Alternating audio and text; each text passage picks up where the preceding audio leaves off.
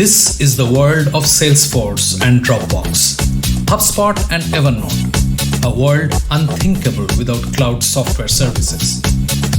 Most businesses and consumers use SaaS every day to get work done. Driven by the internet and ever-expanding availability of bandwidth, SaaS has come to dominate our lives in a very short span of time.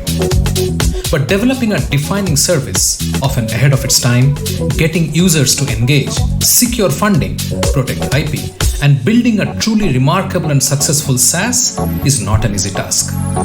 SAAStories brings conversations with the dreamers and visionaries who dared to think ahead. How they built their SaaS, genesis, struggles, trials, tribulations, and eventually success. Welcome to SAAStories. Thank you for your time and for joining us on this session. I have a favor to ask. While you continue to listen to the podcast, please leave a comment or rating at iTunes or wherever else you get your podcasts from. I personally look at each comment and will give a shout out to each of you in our next episodes. It means a lot to hear from you. Welcome to this exciting new episode of SAAStories. Today we have with us Jagat Iyer, founder and CEO of Vidphone. We are secure by design, and I think that's very important. I think the days of downloading an application or a client should have been long gone. We're all SaaS founders here, and I think we should understand that SaaS itself means no download. It's off the browser. And secure by design, I mean that it's not about what encryption we use in our conferencing technology. It's really about what are our founding principles around which we build this. Do we value privacy at a very fundamental level? Do we value ethics at a very fundamental level?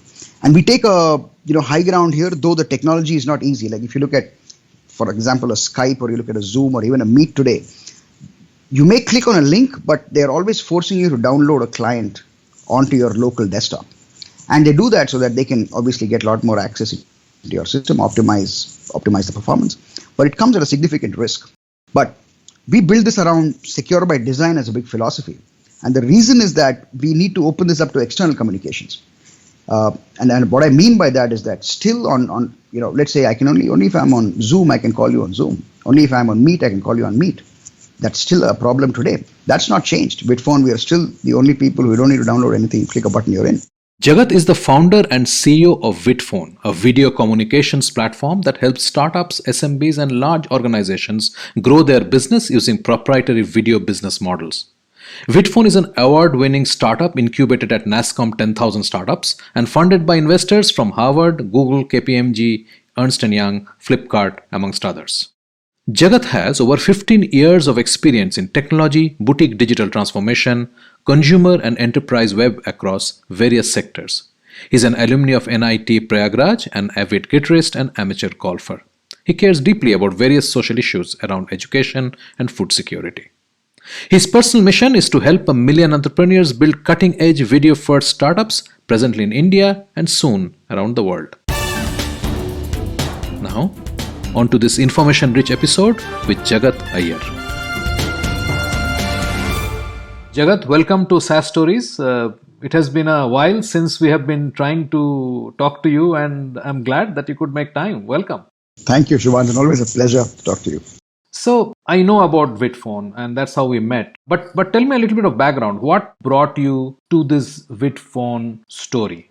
I've been in the digital space now for 10 years, totally, since 2010. I think one of the things that we realized, we spent almost about 8 years in the business, and running a profitable business at the end of about 8 years. And done work with some of the largest companies on the planet. We were, doing digital transformation work for companies like Underwriters Laboratories, companies like, DTZ, Cushman Wakefield, Rent-to-Kill Initial, the largest political party in India. So I had done a lot of marquee work in digital transformation for between about 2012 to 2016, 17. And prior to that, I was, as you know, as some people may know, we launched, probably India's first social commerce platform way back in 2010. This is before the whole mobile Android era. This was the desktop era. And, that's where it really started. So my journey in the digital / technology space here in India has been since, officially as a founder of a company from 2010. Always been part of it even since earlier times, 2005, because I've always been into, even my college, building websites, blogs, and always being involved. Right? So I think what we realized after almost about 7 years working with some of the large companies is that today the best businesses are not about the best products or services. It's about the best customer experience. And this really came to us after work with some really large organizations, and I would say the kind of work we did. Today it's kind of called digital transformation, but this we have been doing since 2012, and it was a kind of really great revelation for us, saying that today when you look at any industry, the delta between, let's say, 1 and 2 is probably 10%, and in terms of the product or service, there's not really too much they can differentiate in terms of the product or service alone. And customer experience is the name of the game. And when we look at customer experience, and it got me thinking, and I looked at customer experience, it really depends on the customer communication. This is all customer experience, the medium is about. And if you look at customer communication, if you look at business communication, for example, we would say that email and phone have been kind of the, anchors of business communication. Of course, later on you had social as well, which became a big channel. And it became very clear to me that video chat or video communications would become the communication medium of the future. And this was back in, let's say, 2016, 16, 17, when I started really dabbling with video communications. Because we are outsiders to the video communication space. We've been in technology and done a lot of work around, building products, doing distribution, design for about 7 years before that. But we were new to video communications as a technology. It's quite different and very exciting. And back in 2016, 17, I'm talking of the pre-4G era. And video communications really was about, the real two big names back then. You look at the market, it was really probably Hangouts and Skype, right? There was no real Zoom. Zoom had not kind of made it the way it has, people know today.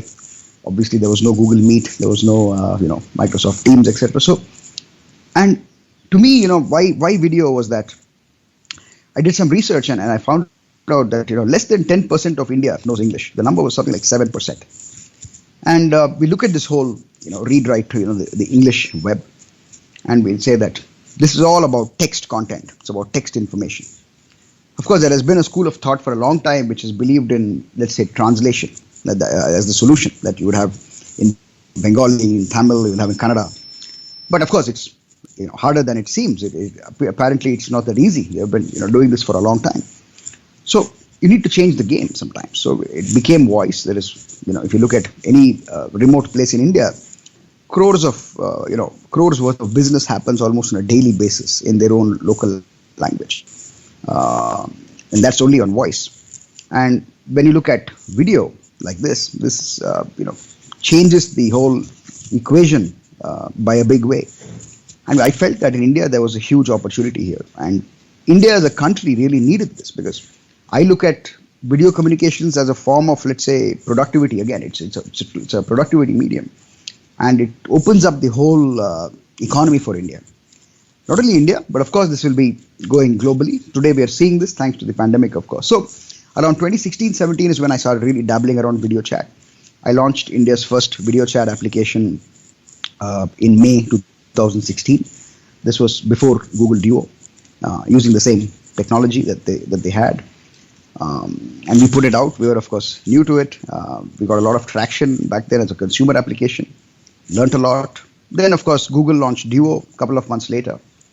4 months after that, WhatsApp launched video chat. So it became very clear to me that the consumer is ready for video chat. And one of the most important things is that businesses typically follow consumer trends. If you look at it, email was a consumer phenomenon. It was not a business tool. Then the businesses really adopted it and it became a mainstream medium. Similarly with phone, even social media was a consumer phenomenon. And then consumers flock there, businesses come, and it becomes a business tool. So the same pattern we are seeing repeating in video. Video became a consumer phenomenon. Before it was restricted to boardrooms, the Polycoms, Cisco's of the world. But when you bring that down to the consumer level, And that happened in, I'd say, 2016, 17 when it really started happening. And it was a wonderful thing to happen because it was due for a long time. We've always associated video communications. I remember my father introduced me to Star Trek back in the day. William Shatner, Star Trek, the old one. Leonard Nimoy. A big fan. I'm really a big fan of Star Trek. And the moment you look at Star Trek, the first thing that you see is that they're in the space, in the Enterprise, and there is video communications, video conferencing. For a long time, video conferencing has been what sci-fi and the future is about. Yeah. And today we are living that future today. So that made us think, and I was very convinced that there is no question now that all of business, or a really large percentage of business over the next 5 years, back then, 2018, was going to be on video. And we said, okay, that's when we were also invited by NASSCOM 10,000 startups to join their incubation facility. And subsequently after that, we also raised our round of funding from angels, which I can talk about it later. So this has been the overall journey. So Vidphone, of course, is an evolution of our initial consumer video chat application, where we said that let the big guys handle the consumer side of it. Good that WhatsApp and Duo came. Of course, today Duo is no more. But that we said there was a huge space in opportunity with the businesses. And I can get to more details, but that's a quick introduction as to the story. Great. So before I continue on the thread of Vidphone, I want to go back to the social commerce bit of 2010. What were you trying to do at that time, and what were your learnings from that? When I was in Allahabad, I did my engineering at NIT Allahabad, which is called Motilal Nehru National Institute of Technology. In the up north, they used to call it as MNREC, maybe the olden days. And it's an amazing place because my college was the first college in India to have computer science, to teach computer science, even before the IITs. And they have two supercomputers there, the Param, I think, 8000 and Param 8080. They were iconic kind of symbols. So I've always been into computer science. And what I saw was when I was, I moved, I'm Bangalorean, right? I moved from Bangalore, I did my engineering in UP. So 46-hour train journey. I don't know if people are aware, but you would typically go to Chennai, and from Chennai you change trains.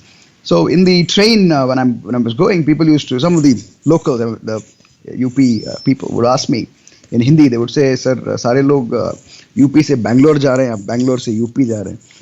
So it was a kind of a culture shock for me at that time, and I found a lot of solace in the internet. And back in 2004, 2005, we had 100 Mbps LAN in our hostels, and that was like the only thing good happening at that time. In a remote place, big difference from here. And my dream was that India, we're looking at all these applications. We had Orkut, we had, a lot of other, really nice applications coming out, the Web 2.0 era back then.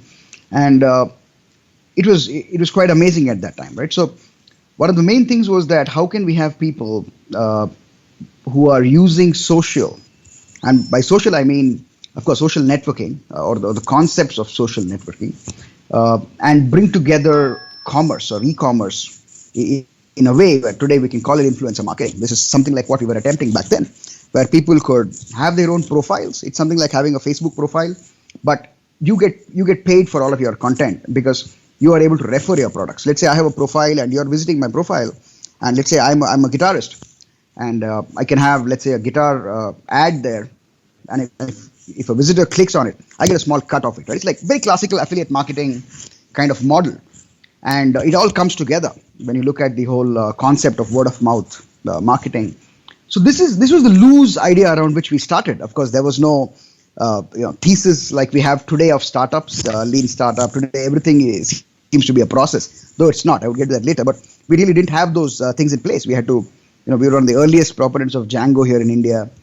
We had to, back in the day, build every single button. So social commerce to me was that, and we called it, it's a place where you're basically for customers and businesses to engage based on their social profiles, interests, and location. Right, this was our elevator pitch back then. We had thousands of users. I would say thousands of users back in the day on the web. It's not the Android era at all, and hundreds of businesses in Bangalore. In fact, we had almost nearly 500 businesses back in 2010-11. I had signed up personally and signed up these people. So consumers could go onto a platform called everycrave. It was back then, Every Crave, I wouldn't say the domain now because it's a different thing today. It's our company website. We kind of changed it, but you would just go there as a box, and we say it's a Crave box. So I want lunch in Indiranagar. You would put that in, and in real time there would be restaurants in Indiranagar who are responding with their own custom offers, and then you can avail these. And then the moment you buy it, you can start retailing these on your profile. And so let's say I don't know, XYZ company, XYZ restaurant I have eaten there, and if my friends see that I've eaten there and they avail from my profile, I get a cut out of it. And I felt this was a great way that people could, based on their interests, they could make some part-time money, because it's always very important for people in India. And that's how it started. Very, very loose kind of framework around which we started this play. There was nobody like us doing this in India, probably even around the world. There was only a company called Referly, which was from Y Combinator back in 2010-11, who I think did it. Learnings, a lot of learnings, right? You realize, number one, that on-demand economy works only after Android and mobiles came. You can't have it on a laptop. It's a huge change. We really cannot. I cannot imagine what actually I was thinking back then. To say that you click a button, it will actually get what you need, do what you love. This was the theme that we had. Number one is that yes, you need to put some bounds on imagination sometimes. I think that was a big learning for me. Yes, it is a utopian ideal world that I just sit here and I wake up in the morning and I'm seeing money that's hit my account because of people buying my stuff, which was the affiliate marketing dream back then. But to make it happen in India is probably that's not the right time. I learned a lot of stuff in terms of initial product development. I think those are early days for me, around marketing, around sales. I know every single business back in the JNC Road in Koramangala, your Barbecue Nation Road from the Domblur flyover. Those who are in Bangalore will know Domblur flyover right until KFC. I've spoken to every business on the left and right back in 2010-11, going to each of them and signing them up.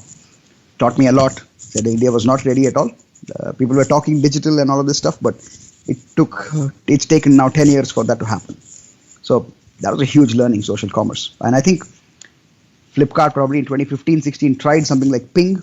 They had a concept called Ping, which was loosely social commerce. I wouldn't really agree. Now there are some companies, again, doing something called social commerce.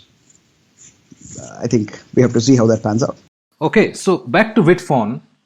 Tell me, where are you today in terms of how many customers do you have? What kind of customers are they? How many companies? How many end users? What kind of usage do you see? So bring us up to speed on Vidphone. Right. So Vidphone, where we are today, 100,000 users, 100 plus businesses. Average time that an individual uses our platform today is nearly 2 hours a day. We're, as you can see, anybody who gets onto a video call is like typically an hour, 2 hours. People do 2, 3, and the numbers really add up. These are the high level numbers that we share publicly. Over the past 6 months, obviously, we've seen, I talk to some people and I say that I'm probably one of the few guys who's having literally $5 trillion competition against us today. We have every business of note, and only the largest companies on the planet are able to build this kind of communications technology. Of course, you had a company in India also who tried it. There was a lot of media noise around it recently, but I think everyone knows the result. It's not that easy. This is not about just having capital. This is about actually going and doing work in that field for a few years. So over the past 6 months, things have changed. Definitely, when you look at large companies who come in and say that the product's going to be free for a long time, it affects our revenue model, no doubt about it. But that being said, we have areas where we are clearly where we are focusing on our monetization, and that looks to be something that's paying off well for us. We have some other updates, as I shared with you probably a couple of days ago, where I think today it's no more about just video conferencing or webinars. It's become as commoditized as which email I use or which phone service I use. It really doesn't matter whether you use Airtel or Jio or Vodafone. End of the day, we're getting the call done. I think video communications also has got commoditized. Whether it's Vidphone, whether people use Meet, whether people use Zoom or Teams. In fact, Teams and Meet are very, very similar principles as Vidphone. As you know, browser-based WebRTC technology, which we launched nearly a year before either of them actually did it. Today, our focus is how do we make that gap 3 to 5 years that even if we have a product today, even the largest companies in the world will take 3 years to build out what we have. Um, so I think it's work in progress. We thought that pre-pandemic that we were really onto something. We still are onto something, but it's got validated by these large businesses really coming in and really going all in into this particular space. So I would say that we are in a unique position. I don't see any business today in the world which is in this kind of a scenario, especially to do with video communications commerce, because everything is around just video conferencing and webinars today. And we have seen that happen since really March, that really happened, that it's become mainstream. Video conferencing was always there at some level, but it's become mainstream today, just like telephone, or in fact more than telephone and email. So that's where we are, but I think where we are going is more important. It's time for a short break. I asked Jagat, in the intensely competitive video communication landscape, how his priorities have changed as a result of the impact of COVID. Jagat was super candid in his response. Stay with us. You are listening to a Business Podcast Network original. Podcasting is the fastest growing content marketing opportunity, which is untapped. We can help you craft your audio strategy and help leverage the wide reach and easy streaming capability that the smartphone penetration provides. It is easy, it is powerful and personal. Talk to us to find out how podcasting can help you build your brand and reach out to your targets like never before. Write to us at bpn@bizcast.in.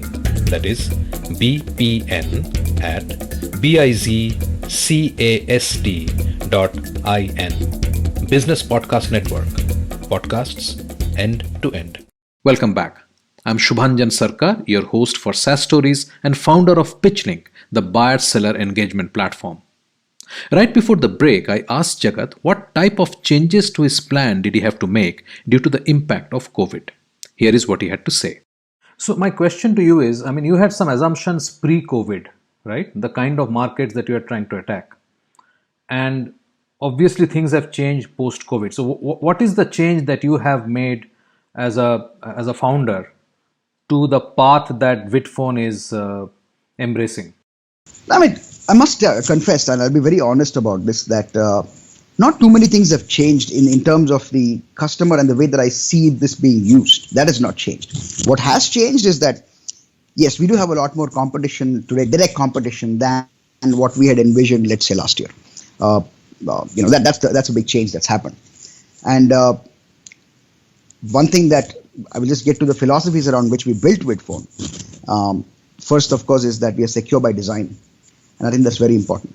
I think the days of downloading an application or a client should have been long gone. We're all SaaS founders here, and I think we should understand that SaaS itself means no download. It's off the browser. And what that allows you to do, and secure by design, I mean that it's not about what encryption we use in our conferencing technology.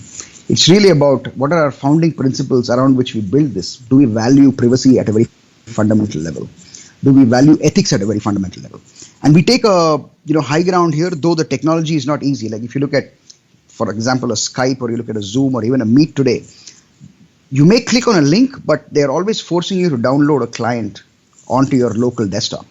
And they do that so that they can obviously get a lot more access to your system, optimize the performance.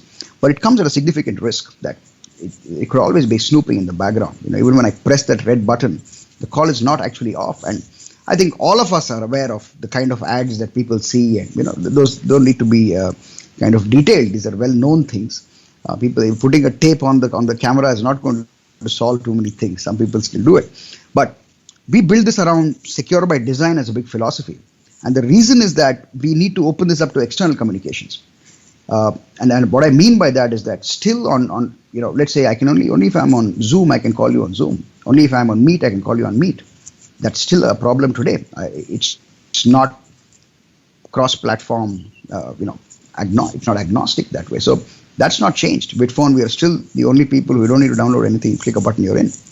And another thing to do with the ease of use, of course, I said you have today a permanent ID, let's say a phone number or an email, which is it's permanent. I can call you on your number or email without it being preceded by some communication. Today, that's not happening in video communications. Before every video conference is always scheduled. How will you have ubiquitous video communications if you always have to, if it has to be preceded by phone or email? So philosophically, we believe that people have a authentication link, vidphone.me/Subhanchan, vidphone.me/Jagat, very much like our phone number or email. Sorry, that anybody can click a button and call you. So still that's not changed. In fact, all the other it's like, people on Airtel only being able to call Airtel. People on Jio only able to call Jio. That significantly restricts what happens. The bigger thing that happens, that's great for internal communications. Our focus has always been that this is not a platform for internal communication. That's what conferencing has always been about. It's been about internal communications. It's never been with customers typically. And with having an open architecture, our focus was that this becomes a place where customers and businesses can talk face to face, build rapport, build trust, do sales, etc. So that's still not changed. I still don't see external communications happening the way that phone or email happens. So that's still not changed. Third thing is, of course, the full suite nature of our platform. Typically, you have conferencing companies and webinar companies are doing different things. They were different. Very few companies, let's say, for example, a Zoom, are offering both together, which I think is one of the reasons why they're successful is that they're a full suite communications company. For us, still, we've always focused on both the one-on-one and the group calling. There's the video conferencing aspect as well as the webinar aspect of it, live stream, broadcasting aspect of it. So, and affordability, of course, right? We have always thought that video conferencing has been kind of more expensive than it should be because the costs were high. Video is expensive and data, storage costs are high, computation costs are high. That price point has to come down from what it was to, let's say, a voice communication price point, which loosely I would say, something like, let's say you're doing $15 a month or $20 a month on conferencing. Pre-COVID, I would say, is approximate rates. And if you look at a normal, let's say an Indian who's recharging a prepaid voice call, it's probably 300 rupees a month. So it had to come down from $10 to $15 a month down to like $4 a month. $4 or $5, exactly. And that was a big thing. That's what we believe, that it democratized video communications, but to make it accessible to everybody. But times have changed today. What's happened is, of course, there is a lot of freebies in the market. We will get to that in a separate conversation with all of the antitrust issues that the large companies are having. I think that's a long discussion about what the practices are going on. Sure. Unfortunately, that's the reality. And some things have changed, some things have not. But I would say mostly things have changed in the positive because these large companies have done a lot of category selling for us. They have kind of sold video conferencing and we don't need to do that. Our goal is now to help. What we always do is to help customers and businesses come together, very specifically for startup founders today. As you know, I'm extremely passionate about startup founders, and we want to help and make that whole difference happen. So I think generally it's in a positive direction. So tell me, how is your go-to market working out right now? You have acquired a sizable number of customers. 100,000 is not a number you can easily achieve. So hats off to that. But what is it that is working for you? A, in terms of acquiring these customers. B, in terms of actually engaging with startups, which seems to be your large focus. So video conferencing is a very interesting business. When you look at a lot of the new, I would say past 10 years, there's been a lot of evolution around product development in startups, right? The concept of MVP and concept of, build, measure, learn loops, having, agile product development plus agile marketing happening parallelly.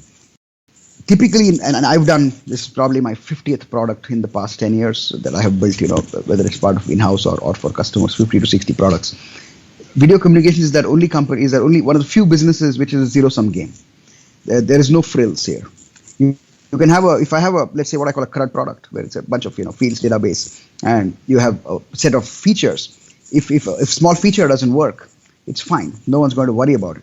And you'd say, okay, it's just an MVP, you should use the product, get feedback. But the thing with video communication is extremely zero-sum game. It's just that the video has to work brilliantly all the time, no matter what. And that is the hardest thing about video communications. It's extremely difficult. And you mix the fact that India, we have not the greatest networks. We have really bad, devices, average kind of low-level Android, which is the most common. And we do not kind of force the user to download an application. What we realized is that video conferencing is also one of those very few B2B solutions that is inherently viral. You have very few business products that are viral. Typically, virality is a consumer phenomenon. And video conferencing, and that's one of the reasons that you will see the explosion of all video communications companies in the past 6 months, is because virality is built into conferencing. If I need to use this product, I need to invite somebody. And that's very, very unique to this. And what works in video conferencing, as you know, we don't do much marketing. I think everyone knows that we don't kind of go gung-ho and, do a lot of campaigns and all of this stuff, right? Even when the whole announcement happened around the government's requirement, there were a lot of opportunistic Indian companies who thought that they would just jump in and make some quick money. It was quite hilarious to watch everybody scamper, and so much of press. Even before they have their application, they would have the media article and have people come there, and people just say, "Hey, what does this say? Namaste, say bye-bye," right? And that is very important. I think what's worked for us is just make sure the product works 100% brilliantly. Taken a lot of work. Today we see that happen. I think yesterday we tried the call. I love your experience. I mean, how was it? It was great. You will see that, great, right? Yeah. So you would see that. You would see that it's comparable today to any international company. In fact, it's a lot easier. You don't need to download anything, click a button, boom, you're in. It's a permanent ID. Taken a lot of work for us to do. So that really is what works for us. Someone attends a webinar of one of our customers, they come back and sign up also, probably as a conferencing user or as a webinar user, and use it.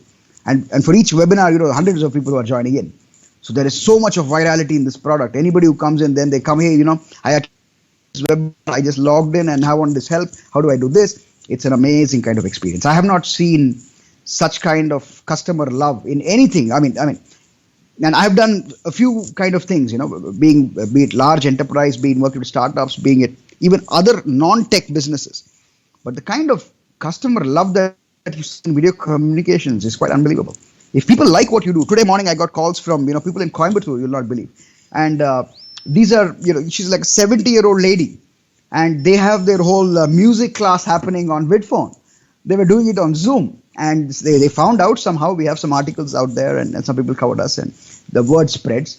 And they're like, hey, she's called me up. She's like, Jagat, it's a wonderful platform. We tried it. It's just you don't have to download anything, and that was amazing. I woke up at 7:30, and I'm like, okay, this is amazing. And they said, no, can you tell me? Some people, we're doing this class right now, and they're in a bad network. So if they remove their video, would they kind of save bandwidth? And she's 70-year-old lady asking me this stuff, right? It's just amazing experience. What works for us, I think so far, yes, as you know, two main things, Shumanjan. One, product focus. If video conferencing, if the video goes bad, or we have no excuse at all, because the customer doesn't care that we are a startup and all of our competition are trillion-dollar companies. They do not care, and they should not care. And that's been the way that we have approached this as well. Pixel to pixel, are we able to match the largest companies? That's critical product. We're still not there. Still work in progress, I would say. There are still a lot of things that are coming up. We'll always get better. And the second thing is, of course, I think I have been in the industry for a while, as you know. It's been about 10 years now. And we have deep relationships, be it with people in the startup ecosystem, be it at the enterprises. There are people who are very, very kind and who kind of appreciate what we do, and we have delivered value to them. So these are always people that we go to and we kind of get feedback. And if they like what we do, they spread the word. And these are the two things I think that's worked very well for us. Intense product focus and be good. So anything specific that you're doing to reach out to startups? So your paying customers are startups today. Is that correct assumption? We do, of course. There is a range, not only startups. Startups, of course, are our number one focus. And I tell you why. I'll get to that a little bit later.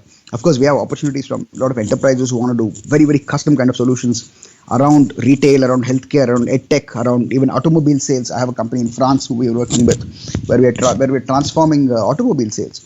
You don't need to go to a car showroom, to go and buy a product. You can sit in the house, click a button here, talk to the car showroom, the sales executive in the showroom, and see the car, shortlist it, do your documentation. So there are a lot of enterprises as well. There are startups as well. I am intensely focused right now on startups, and I think it's kind of got increased now because of what's happening with Corona. I think traditional B2B selling is really tough now. Not only overall, I would say the enterprise model is very, very challenging today, because you need to have multiple stakeholders. You've been in the industry for a long time. You know how it works. Yeah, unless you go and meet them and we're sitting there and spending that time, we will not. It's not about you. Typically, enterprise is a lot about who you know as opposed to what you do. And today, that's harder. So, and I also feel that, of course, I'm a very passionate Indian. I love my country, and I look at the startup founders in India, people like you, me, and all of us. I think, very honestly speaking, startup founders are going to play a big role in the recovery of India from where we are today. There is absolutely nobody else. I will tell this very, very openly and on a public forum. I don't know any other demographic of people in the country who are going to change this country more than startup founders. Even today, the coronavirus, the pandemic that we had, how are we getting through? It was not because of legacy companies. It was because your Swiggies and Zomatos and the startups used to come deliver it in your apartment, in your house. Otherwise, India would have been a huge mess if that didn't happen. So I'm passionate about founders, and that's the reason we're doing this. Not because we don't have enterprises who want solutions. Of course, we do have them, and we work in some capacity. But we're a small company, and where we spend our time is very, very critical to us. And we've taken this decision very consciously that we are all out here to support and work with startups. Yeah. So is there anything specific you're doing to reach out to them? To reach out, not really specific. Of course, I'll give you a couple of examples. Of course, we are part of NASSCOM 10,000 Startups. That's it's as you know, a marquee incubator here in India. And of course, I have a lot of friends at NASSCOM, and a lot of the initial customers were people in the ecosystem who used to kind of give us feedback, and we have worked. And secondly, of course, as you know, we're doing League of Extraordinary Startups. It's along with Vijeta Shastri, who's a good friend of, I think, you also as well. We both are extremely passionate about founders and how can we help come together, build this community.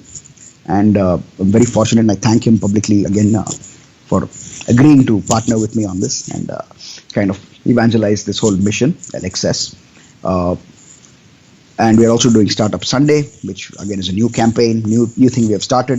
This is which I call the informal boardroom. I think every startup founder needs that few people that he can talk to about his business, apart from his team and maybe his spouse or maybe his investors. Right? You want some friends also who can share some insights, and only founders, I think, can share those kind of insights because we are doing this day in and day out. There is nobody else who can really give you that kind of insight as another founder. These are the 2-3 main things we are doing around startups. Of course, we'll do a lot more, maybe focused activation campaigns, but not feeling the need for it actually. Or I always believe that things evolve very organically for us. We are never a company that says, hey, here's our big launch or here's our big campaign. No, we do our thing every day. And it's a big grind that every day we do. And when you do it for 4.5 years, 5 years, there is a lot of things that are already, kind of happening and moving. So that's how I have approached this whole thing. So tell me, where are you today in terms of revenue, and where do you see, for example, in March? Where do you see yourself in March? I generally, now with what's happened in COVID, I don't think anybody in the world can say where they're going to be in March. Let's be very honest about that. If anybody says here is where we know and we're going to be here, well, I'd be like, hey, get up. We have to wake up, right? And I'm very open to that. As an entrepreneur, one thing I've learned is that it's always easy for you to set some hard goals and say, I want to go there.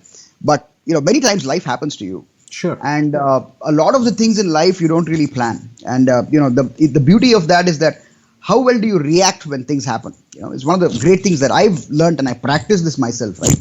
I'll tell you, what are the few things we are learning? Where do we expect to go in March? Revenue, I would say that obviously from the conferencing aspect, we have had to rethink our strategy. See, when you have the largest companies in the world suddenly drop their price to 0.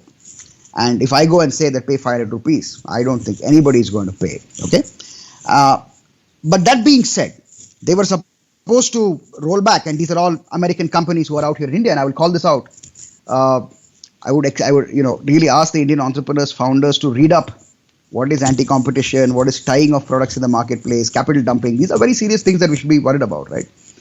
So now that they have extended this so-called pre-plan till March, we don't keep revenue as our metric right now on conferencing specifically. We cannot. It's very naive to do that.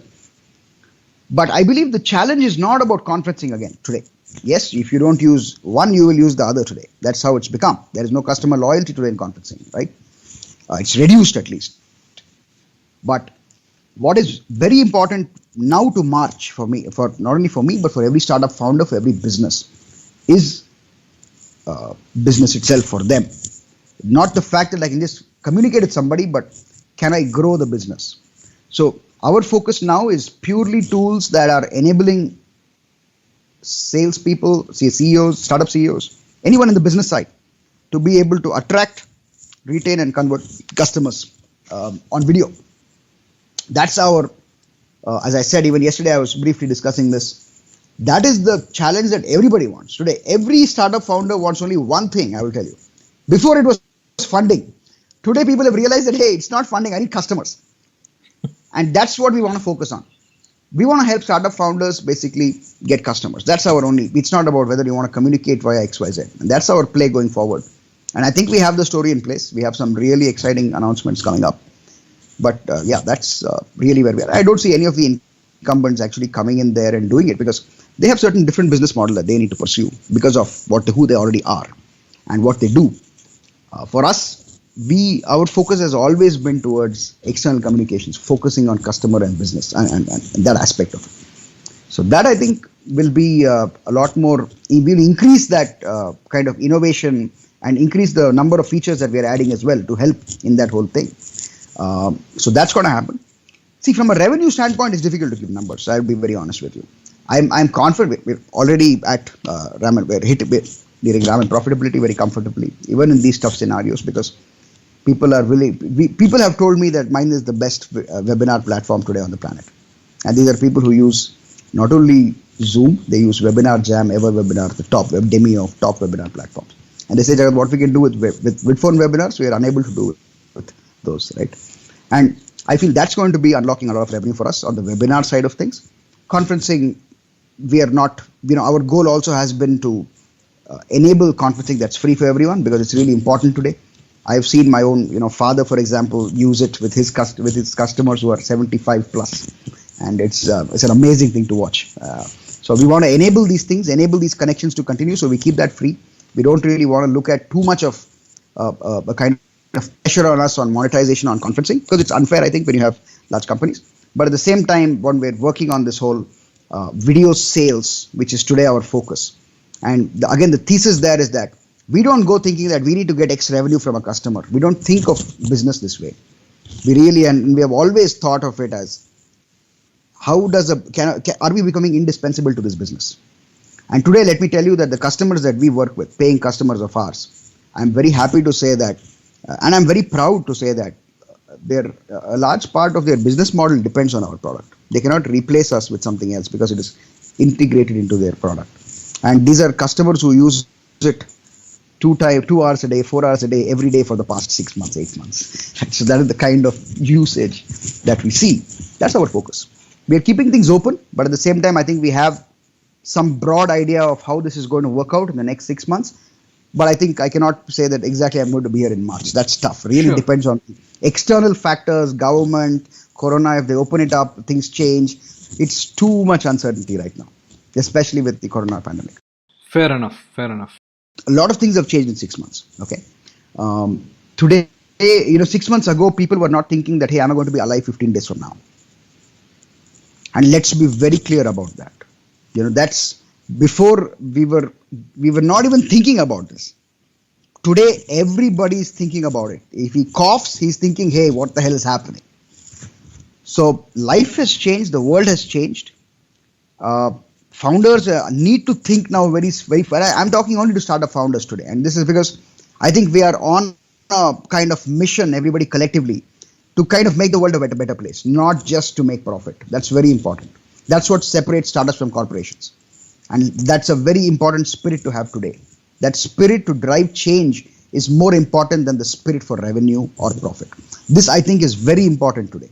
And our model also is that only if a startup's getting value from us is that they are going to pay us anything. We have changed the model completely. We are going to give you all the value you need even before you pay us a single rupee. And this is how we build them. In fact, you can use Vidphone and draw benefits from it and start driving new customers, talking to them on video chat and converting them free of cost. Even if you do revenue on our free plan today, you won't need to pay us. That's how we want the model to be. If you want to grow more, yes, you can pay us a small fraction of it, I'm sure you'll get compounded benefits on that. So that's our mantra going forward. It's a value first, pay next model. Wonderful. SAAStories is brought to you by PitchLink, the buyer-seller engagement platform. PitchLink enables high-quality interactions between buyers and sellers through presentation and discussion modules. Sellers create personalized sales presentations and reach out to prospects through a non-intrusive, buyer-qualified engagement. PitchLink requires no installation or download and holds the entire repository of sales collaterals and buyer-seller conversation. Talk to us to know more about how you can engage with customers without intrusion. Call us on 990-216-3132. That is 990-216-3132. Jagat, thank you very much. I really appreciate your taking time. It was lovely chatting with you. And always, whenever I chat with you, we discuss lots of things. We discuss business, we discuss philosophy. I think continuing to discuss philosophy is critical, because that's what sort of provides you the North Star. Jagat, thank you very much. You have a wonderful day, and I'll talk to you soon. Pleasure. And I've learned a lot, always talking with you, and we should continue engaging. Thanks so much for inviting me. Pleasure. While we continue to speak with founders of emerging and growing SaaS companies, from time to time, we will bring you focused chats with experts on critical topics that determine success in SaaS. The first of which is coming up next, a very special episode on churn. An in-depth and data-rich conversation with Carl Gold, Chief Data Scientist of Zuora and author of the book Fighting Churn with Data.